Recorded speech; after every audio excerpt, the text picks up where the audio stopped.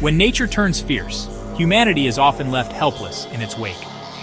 Among all natural disasters in recorded history, the 1931 China floods stand out not just for their devastating scale, but for the chilling reminder of how fragile life can be against the forces of water. In the summer of 1931, China experienced what is now considered the deadliest flood in world history, claiming an estimated 1 to 4 million lives.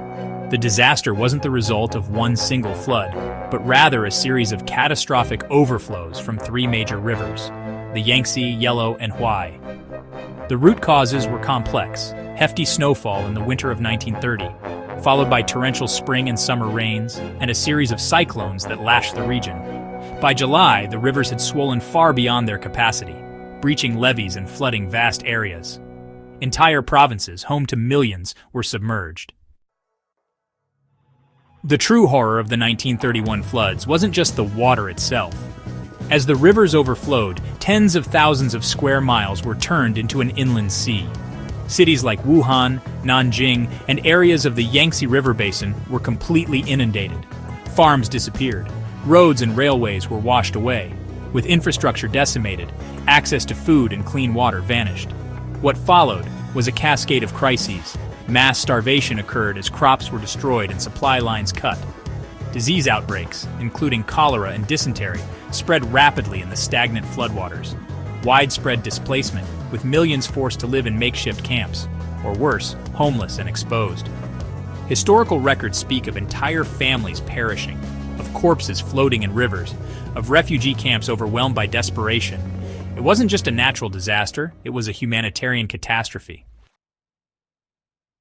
China's vulnerability to flooding is rooted in both its geography and history. The Yangtze and Yellow rivers, while life-giving, have always had a dark side. Known as China's sorrow, the Yellow River in particular has a long record of deadly floods, but the 1931 event was exceptional. Poor infrastructure, deforestation, and political instability under the nationalist government hindered both preparation and response. Early warning systems were non-existent. Relief efforts were fragmented. Nature dealt the blow, but human factors worsened the suffering. Today, the 1931 China floods remain a grim benchmark in disaster history. Their scale dwarfs more modern floods, such as Hurricane Katrina or the 2010 Pakistan floods, not only in death toll but in the sheer area affected. This tragic event reminds us how critical it is to invest in flood infrastructure and early warning systems, that climate and weather patterns must be monitored with vigilance, that the most vulnerable, rural communities, the poor and displaced, suffer the most in any disaster. Almost a century later, the waters have receded, but the memory of the 1931 floods remains deeply embedded in China's national consciousness. In many ways, it shaped the country's modern approach to disaster management and river control, including massive projects like the Three Gorges Dam. Yet as climate change brings more extreme weather globally, the story of 1931 is more relevant than ever. It's not just a tale of the past, it's a warning for the future.